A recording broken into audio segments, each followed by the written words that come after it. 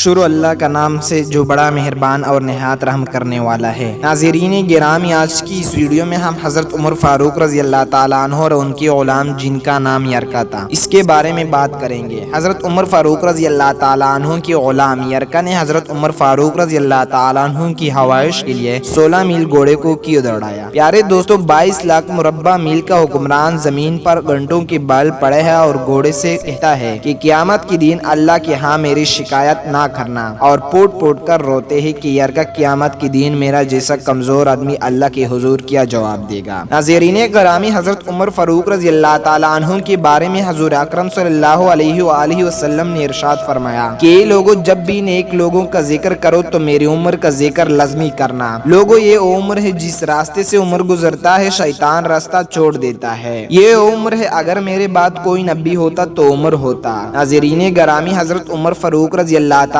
عنہ نے ساری زندگی کوئی حوائش نہیں کی تھی۔ ایک دن مچھلی کھانے کا دل چاہا تو اپنے غلام یرکا سے اظہار فرمایا کہ یرکا، آج مجھے مچھلی کھانے کا دل چاہ رہا ہے، لیکن مسئلہ یہ ہے کہ دریا 8 میل دور ہے، آنے جانے کے لیے 16 میل کا سفر بنتا ہے۔ پھر فرمایا، چھوڑو، ایک خواہش کے لیے اتنی مشقت، مچھلی کھاتے ہی نہیں۔ یرکا آپ کا وفادار غلام تھا۔ غلام کہتا ہے کہ آپ نے کبھی کوئی خواہش کی نہیں تھی۔ میرے دل میں خیال آیا کہ اے یرکا، آج ہر حال میں مچھلی لے کر آنی ہے، چاہے جو بھی ہو جائے۔ یرکا فرماتے کہ جب عمر رضی اللہ تعالیٰ عنہ ظہر کی نماز پڑھنے گئے تو مجھے معلوم تھا کہ آپ کے پاس کچھ مہمان آ رہے ہیں، آپ کو عصر وہاں ہو جائے گی۔ میں نے آپ کے پیچھے نماز پڑھی اور میں نے عربی نسل کی گھوڑے پر بیٹھا اور اسے دوڑا کر کچھ ہی دیر میں دریا پر پہنچ گیا۔ وہاں پہنچ کر میں نے ایک ٹکڑا مچھلی کا خریدا اور آپ رضی اللہ تعالیٰ عنہ کی عصر کی نماز پڑھنے سے پہلے ہی واپس پلٹ آیا۔ میں نے گھوڑے کو ٹھنڈی چھاؤں میں بند دیا تاکہ اس کا پسینہ ہوچک ہو جائے اور حضرت عمر رضی اللہ تعالیٰ عنہ اسے دیکھ نہ لے۔ غلام کہتا ہے کہ گھوڑے کا پسینہ تو خشک ہو گیا، لیکن سفر کی وجہ سے گھوڑے پر گرد و غبار واضح نظر آ رہا تھا، اس لیے میں نے گھوڑے کو نہلا دیا تھا کہ آپ رضی اللہ تعالیٰ عنہ کو معلوم بھی نہ ہو کہ میں مچھلی لینے دریا پر گیا تھا۔ جب آپ عصر کی نماز پڑھ کر گھر واپس آئے تو میں نے کہا کہ حضور، مچھلی کا بندوبست ہو گیا ہے، بس تھوڑی ہی دیر میں پیش کر رہا ہوں۔ غلام کہتا ہے کہ میں نے یہ الفاظ کہا تو حضرت عمر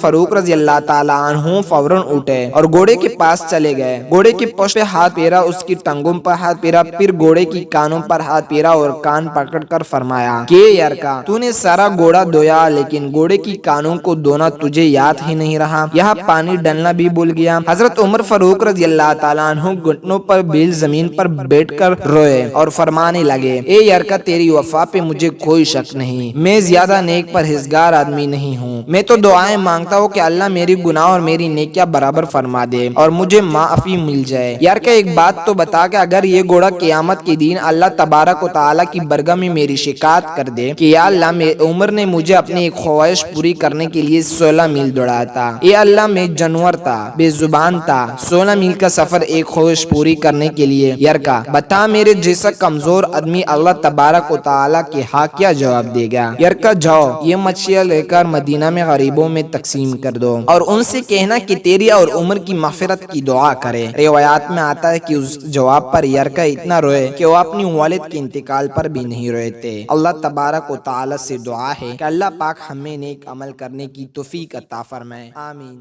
ثم آمین۔